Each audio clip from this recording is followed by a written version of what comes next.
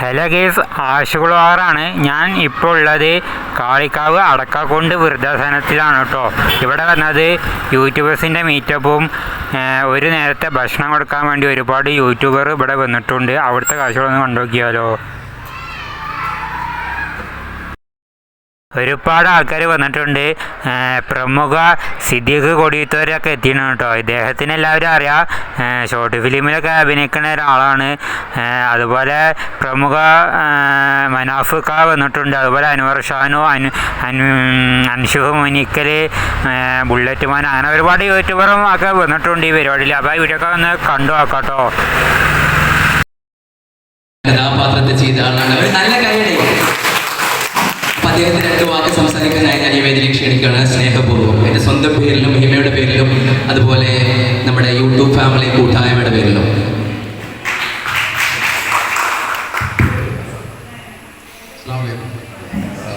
എൻ്റെ ഈ യൂട്യൂബ് ഫാമിലിൻ്റെ പേര് തല്ലുമല. എത്ര മെമ്പേഴ്സ് ഉണ്ട്? 400 മെമ്പേഴ്സ് ഉണ്ടല്ലേ? അപ്പോൾ എല്ലാവരും ഒന്നും ഇവിടെ പങ്കെടുത്തിട്ടില്ല.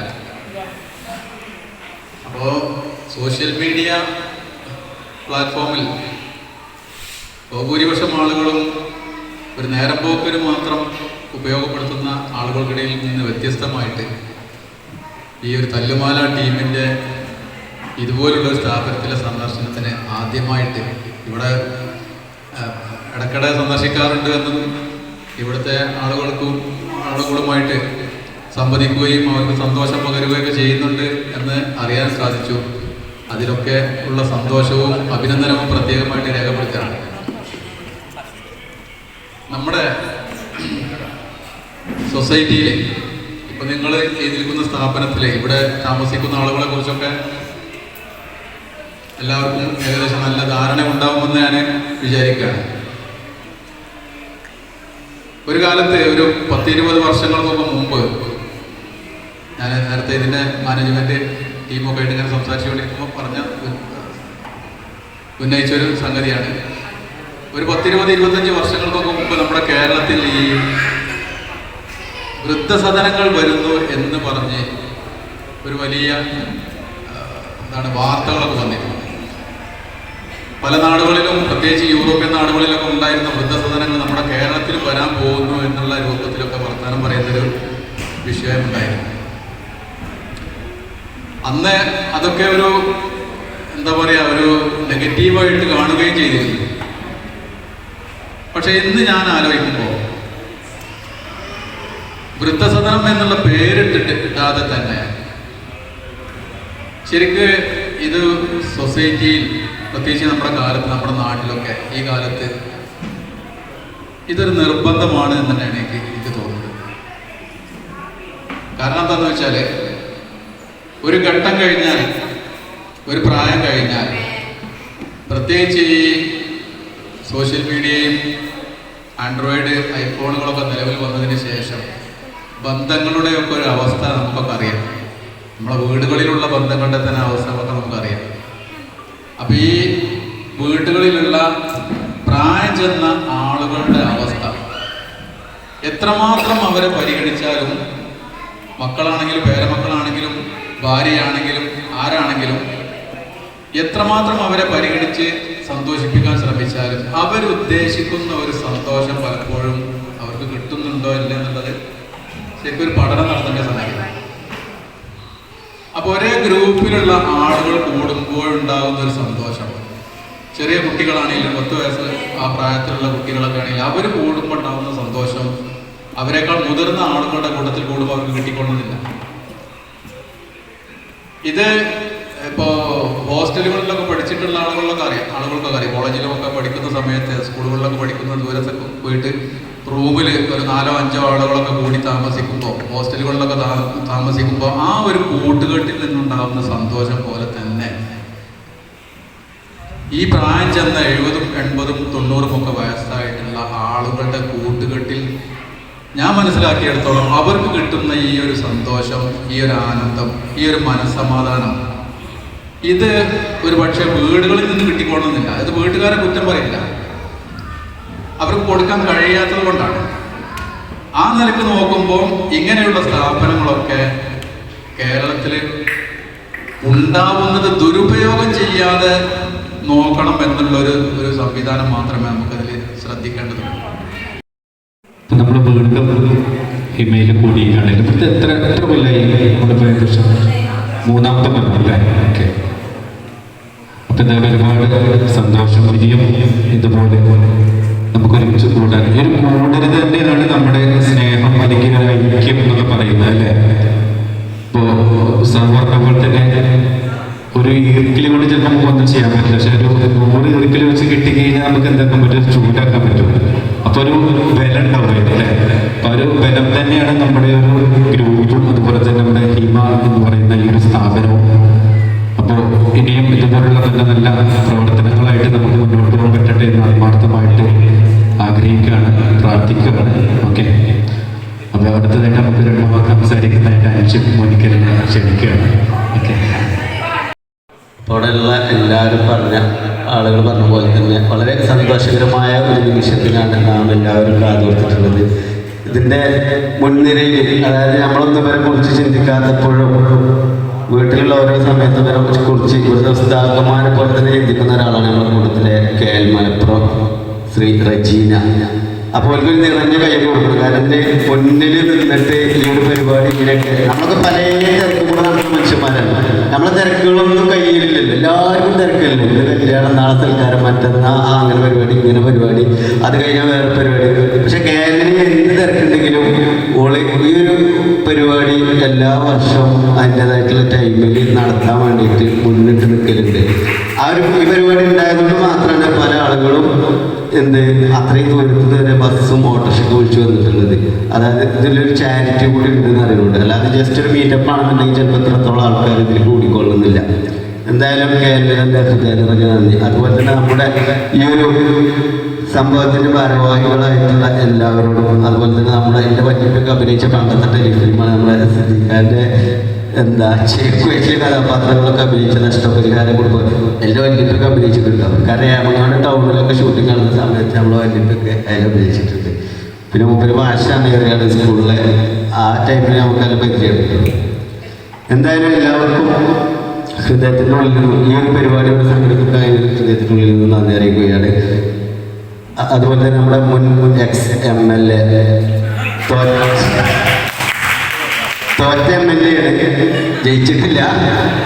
തോറ്റ ex-MLA അസ്കറായിക്കൊണ്ട് 2 വാക്ക് പറയുന്നതിന് വേണ്ടി വേദിയിൽ ക്ഷണിക്കുകയാണ്. സ്വാഗതം ചെയ്യുക. മനസ്സിന് എന്തില്ലാത്തൊരു സന്തോഷം. ഞാൻ ഈ സ്ഥാപനത്തിലേക്ക് വരുന്ന വരെ ഈ സ്ഥാപനത്തിനെ പറ്റിയിട്ട് ഒരു ഐഡിയ ഇല്ല. ഞാൻ ഇതിനുള്ളിൽ കയറിയപ്പോൾ ഞാൻ വിചാരിച്ച മാനക്ക കൂട്ടിക്കൊണ്ടുവന്ന് ഏതോ റിസോർട്ടിലേക്കാണോ എന്ന് തോന്നിയത്. അത്ര ഭംഗി, അത്ര സെറ്റപ്പ്, അത്ര വെൽ മെയിൻറ്റെയിൻ സ്ഥാപനം. ഏറെ സ്ഥാപനങ്ങൾ പോയിട്ടുണ്ട്.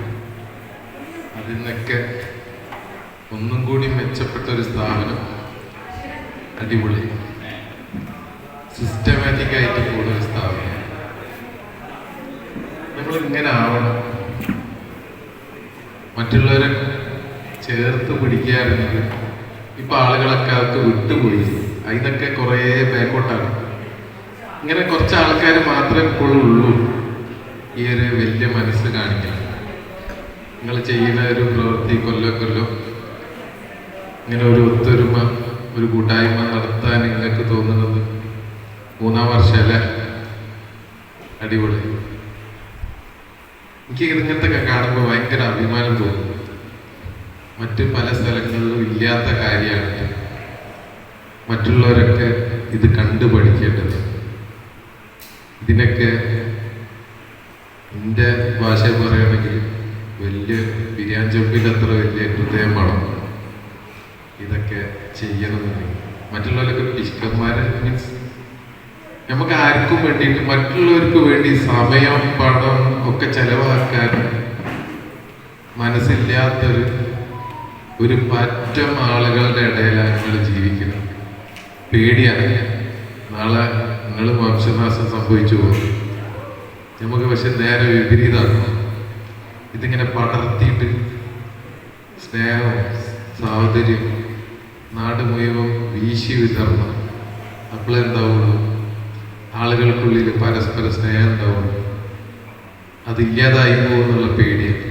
ഈ ചെറിയ ചെറിയ കുട്ടികളും അവർക്കാണല്ലോ ഇനി അടുത്തത് നമ്മൾ ഈ ഒരു പാറ്റേൺ നമ്മൾ സ്ഥാനം കഴിഞ്ഞ് ഈ കുട്ടികളുടെ ജീവിതം നമ്മളെ പ്രായത്തിലേക്ക് ഈ കുട്ടികൾ വരുമ്പോൾ ഇപ്പോഴുള്ളതിനേക്കാൾ സുന്ദരമായ ഒരു നാട് നിർമ്മിച്ചെടുക്കണം.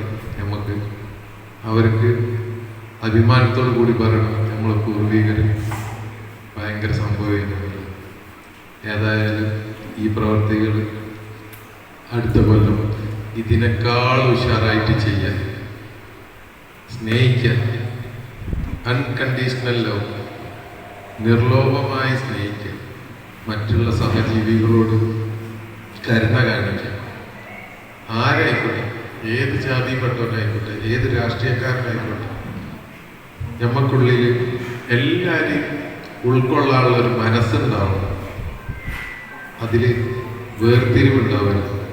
ഒരു വേർതിരിവില്ലാത്ത എല്ലാവരും ഉൾക്കൊള്ളുന്ന ഒരു വലിയൊരു മനസ്സിൻ്റെ ഉടമകൾ നിങ്ങളെല്ലാവരും ആണ്.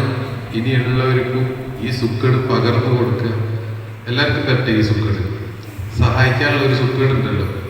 ഈ മറ്റേ കൊറോണ ഇങ്ങനെ പടരട്ടെ, നാട്ടിലുള്ള എല്ലാവർക്കും സ്നേഹത്തിൻ്റെ കൊറോണ പടർന്നു പിടിക്കട്ടെ എന്ന് ഞാൻ ആശംസിച്ചുകൊണ്ട് ഈ നിങ്ങളെ കൂട്ടായ്മക്ക് ഒന്നും കൂടി ഞാൻ അഭിനന്ദിക്കുകയാണ്.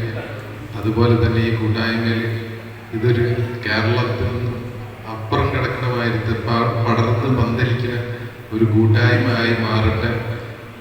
അതിനു വേണ്ടിയിട്ട് സർവേശ്വരനോട് ഞാൻ പ്രാർത്ഥിച്ചിട്ട് നിർത്തുകയാണ്. നന്ദി, നമസ്കാരം. വിറക്കലുണ്ടല്ലോ അൻസിബ് വിളിച്ചപ്പോൾ പിന്നെ നിങ്ങളടിയിൽ നിന്ന് വസലാകലിന് കരുതിയിട്ട് വസലാകലിന് കരുതിയിട്ട് വന്നതാണ്. പിന്നെ നമ്മൾ മൂന്നാമത്തെ പ്രാവശ്യമാണ്. ഞാൻ എൻ്റെ മുമ്പ് കയ്യിൽ നടത്തിയില്ല. മൂന്നാമത്തെ പ്രാവശ്യമാണ് ഞാൻ വന്നത്. മൂന്നാമത്തെ പ്രാവശ്യമാണ് നമ്മൾ ഇന്ന് ഒരു കല്യാണ കുടുംബത്തിൽ ഉണ്ടായിട്ട് കൂടി അത് ഒഴിവാക്കിയിട്ടാണ് നമ്മൾ ലക്ഷണം നമ്മളെ ഹീമ പോലുള്ള. കാരണം ഞാൻ എനിക്ക് പറയാനുള്ളത് നമ്മളിപ്പോൾ ഇങ്ങനെ യൂട്യൂബേഴ്സിൻ്റെ ഒരു കമ്മ്യൂണിറ്റി ആണെങ്കിൽ നമ്മൾ 2-3 കൊല്ലം ഇവിടെ വന്നു നമ്മളെ കുടുംബത്തിലുള്ള മറ്റുള്ള ആളുകളെയും കൂടി ഇതുപോലത്തെ അതേപോലെ ഹിമ പോലത്തെ അതേപോലെ നമ്മളെ ക്യാൻസർ സെൻറ്റർ പോലത്തെ സംഘം നമ്മളിങ്ങനെ ടൂർ ഇതിലൊക്കെ പോകേണ്ടി പെരുന്നാൾക്കും മറ്റോടത്തും മറ്റുണത്തിനൊക്കെ ടൂറുകളും മറ്റൊക്കെ പോകും. അപ്പം ഇതുപോലത്തെ ഒരു സെൻറ്ററിലേക്ക് വന്നുകൊണ്ട് കാണിച്ചു കൊടുക്കണം എന്നാണ് ഈ അവസരത്തിൽ എനിക്ക് പറയാനുള്ളത്. കാരണം നമ്മളെ കുടുംബങ്ങളെല്ലാവരും നമ്മളൊരു മീറ്റപ്പും കാര്യങ്ങളും നമ്മളെ പോലെ ഇത് പിന്നെ തുടങ്ങി വെച്ചു. 3 കൊല്ലമായി തുടങ്ങി വെച്ചു. അതിൻ്റെ തുടർച്ചയായിരുന്നാണ് നമ്മൾ വരുന്നുണ്ട്. അപ്പോൾ ഇതുപോലെ നമ്മൾ ഇങ്ങനത്തെ സംഭവങ്ങൾ നമ്മുടെ ജീവിതത്തിൽ പിന്നെ അശരണ ആയവർക്ക്, അതായത് കുടുംബമുണ്ട് ഇവിടെ എല്ലാ ആളുകൾക്കൊക്കെ, എല്ലാവരും കുടുംബമില്ലാത്ത ആളുകളൊന്നുമില്ല. പല കാരണത്താൽ പിന്നെ ഉപേക്ഷിക്കപ്പെട്ടവർ, അത്താണിയില്ലാത്തവർ അങ്ങനെ വന്ന് ഇവിടെ താമസിക്കുകയാണ്. അപ്പോൾ ഇങ്ങനത്തെ സംഭവങ്ങളൊക്കെ നമ്മളെ സമൂഹത്തിന് പറഞ്ഞു കൊടുക്കണം. അതേപോലെ പിന്നെ ഇവിടെ പറഞ്ഞു, നമ്മളെ സാറ് പറഞ്ഞു, പിന്നെ ഭിന്നശേഷിക്കാർ, അതേപോലെ ഭിന്നശേഷിൻ്റെ അങ്ങനത്തെ കേന്ദ്രങ്ങളൊക്കെയാണ് നമ്മൾ പിന്നെ എങ്ങോട്ടൊക്കെയാണ് നമ്മൾ സഹായിക്കുന്നത്. എനിക്ക് തോന്നുന്നത് നമ്മൾ പള്ളിക്കും മറ്റുള്ള ദീപമൊക്കെ സംഭാവനയൊക്കെ കൊടുക്കുന്നതിലേറെ കൂലി കിട്ടുക ഇങ്ങനത്തെ ഒരു സംഭവത്തിനാണെന്നാണ് ഞാൻ മനസ്സിലാക്കുന്നത്. കാരണം പള്ളിക്കൊക്കെ എല്ലാവരും കൊടുക്കും, പിന്നെ മറ്റുള്ള വരുമാനങ്ങളും കാര്യങ്ങളും ഒരുവിധം പള്ളിക്ക് എല്ലാ പള്ളിക്കും ഉണ്ടെന്നില്ല എന്ന് പറയുന്നത്. പക്ഷെ എന്നാലും ഒരുവിധം പള്ളിക്കൊക്കെ റബ്ബറായിട്ട് മറ്റ് ബിൽഡിംഗ് ആയിട്ട് വാടകയും കാര്യങ്ങളൊക്കെ ഉണ്ടാവില്ലേ നമ്മൾ അറിയുന്ന ഓരോ പള്ളി ഇതിലൊക്കെ. പക്ഷെ അതിലേറെ നമ്മൾ സംഭാവനകൾ വെള്ളിയാഴ്ച പള്ളിയിൽ നിന്ന് എപ്പോഴും 500 രൂപ ദ്വാരക്കാൻ മാതാവിൻ്റെ അസുഖം മാറാനും മരിച്ചവർക്ക് അതിൽ കൊടുക്കേണ്ടതെന്നല്ല നമ്മളെ കഴിവിന് എല്ലായിടത്തും കൊടുക്കണം. പള്ളി മുതൽക്കൊക്കെ അതിൻ്റെ ഭാഗമാക്കണം. പക്ഷെ അതിലുപരി ഇതുപോലത്തെ ഭിന്നശേഷിക്കാർ താമസിക്കുന്ന അതേപോലെ പിന്നെ ഈ വൃദ്ധസദനം പോലത്തെ ഇങ്ങനത്തെ ആളുകൾ താമസിക്കുന്ന സ്ഥാപനങ്ങൾക്ക് കാരണം ഒരുപാട് ചിലവുകളുണ്ട്. അതേപോലെ ക്യാൻസർ സെന്റർ, ഡയാലിസിസ് സെന്റർ ഇവിടെ തന്നെ ഉണ്ടല്ലോ ഡയാലിസിസ് ഇവിടെ ചെയ്യുന്നുണ്ട്. ഇങ്ങനത്തെ സംഗതികൾക്കൊക്കെ എന്താ വെച്ചാൽ ഒരുപാട് ചിലവുകൾ വരുന്നുണ്ട്. അപ്പൊ ഇങ്ങനത്തെ ഞങ്ങൾ മലബാർ ടൂറിസം കൗൺസിൽ എന്ന് പറയുന്നത് കാസർഗോഡ് മുതൽ പാലക്കാട് വരെയുള്ള ടൂറിസം പ്രവർത്തകരുടെ, അതിൽ റിസോർട്ടുകാർ എന്ന് പറയുന്ന വലിയൊരു വിഭാഗമുണ്ട്, ഹോട്ടലുകളുണ്ട്, ടൂർ ഓപ്പറേറ്റേഴ്സ് ഉണ്ട്, ട്രാവൽ ഏജൻസി ഉണ്ട്, കുഞ്ഞു ഹോം സ്റ്റേസ് ഉണ്ട്, ടൂർ ഗൈഡ്സുകളുണ്ട്, എക്സ്പീരിയൻഷ്യൽ ടൂറിസം, നിങ്ങൾ ട്രക്കിങ്ങിന് കൊണ്ടുപോകുന്ന ആൾക്കാർ, നിങ്ങളെ കയാക്കിങ്ങിന് കൊണ്ടുപോകുന്ന ആൾക്കാർ, നിങ്ങളെ മറ്റുള്ള ഡാൻസ്, നിങ്ങൾക്ക് മുമ്പിൽ ഡാൻസ് പെർഫോം ചെയ്യുന്ന ആർട്ടിസ്റ്റുകൾ, ഇങ്ങനെ എല്ലാ തരത്തിലും ഉള്ള ടൂറിസം പ്രവർത്തകരുടെ കൂട്ടായ്മയാണ് മലബാർ ടൂറിസം കൗൺസിൽ. വലുതും ചെറുതുമായിട്ടുള്ള എല്ലാവരുടെയും കൂട്ടായ്മയാണ്. അപ്പം ഈ കൂട്ടായ്മ മലബാറിലെ ടൂറിസത്തെ ഒരു നല്ല തൊഴിൽ മേഖല, ഭാവിയിൽ തൊഴിൽ മേഖലയ്ക്ക് സാധ്യതയുള്ള ഒരു വിഭാഗത്തെ കെട്ടിപ്പടുക്കുക, അവർക്ക് വേണ്ട അന്തരീക്ഷം സൃഷ്ടിക്കുക എന്ന ഉദ്ദേശത്തോട് കൂടിയിട്ടുള്ള ഒരു സൊസൈറ്റിയാണ് Malabar tourism council. Malabar tourism council ഇവിടെ വന്ന് യൂട്യൂബേഴ്സ് ഫാമിലിയുടെ കൂടെയും ഹിമ ഫാമിലിയുടെ കൂടെയും ചിലവഴിക്കാൻ കഴിഞ്ഞാൽ അതിയായ സന്തോഷം. ഞങ്ങൾക്കൊരു ചെറിയൊരു വീട് ഞങ്ങൾ ഇവിടുന്ന് പോകുമ്പോൾ നിങ്ങളുടെ ഫാമിലിയുടെ കൂടെ, നിങ്ങളുടെ ഫാമിലിയുടെ ഭാഗമായി പോകുമെന്നുള്ളത് മീൻസ് നിങ്ങളുടെ പ്രവർത്തനങ്ങളിൽ ഞങ്ങളും ഇനി ഭാഗമാണ് എന്നുള്ളതാണ് ഞാൻ ഉദ്ദേശിച്ചത്. സോ വളരെയധികം സന്തോഷം ഇവിടെ വന്നിട്ടുള്ള എല്ലാ വിശിഷ്ട ആളുകളോടും യൂട്യൂബേഴ്സ് ഫാമിലിയുടെ കോർഡിനേറ്റേഴ്സിനോടും താങ്ക് യു.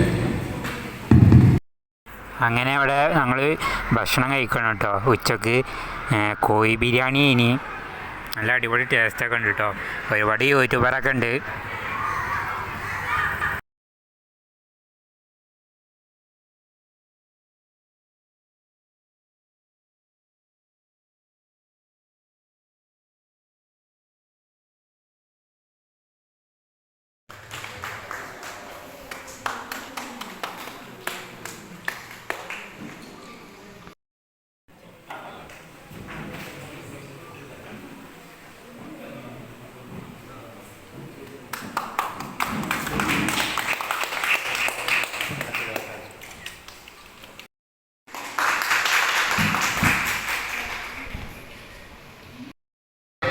കാണാനും സന്തോഷിക്കാനും സഹായിക്കാനും എത്താറുണ്ട്.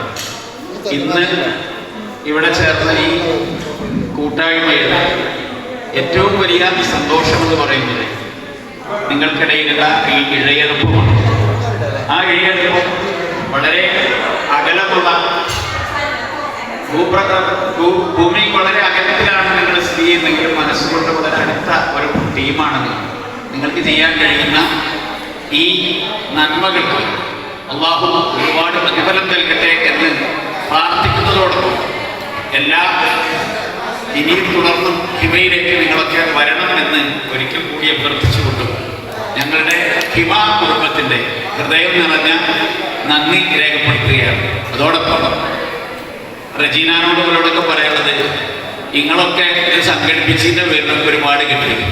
3 കൊല്ലമായിട്ട് നിങ്ങൾക്ക് ഞാനാണെന്ന് സംഘടിപ്പിച്ചിട്ടുള്ളത് നിങ്ങൾക്ക് എനിക്ക് സമ്മാനം തരാനുള്ള സങ്കടം ഞാൻ പറയുകയാണ്. എല്ലാവരും പോയതുകൊണ്ട് കുറച്ച് തമാശ പറയല്ലേ.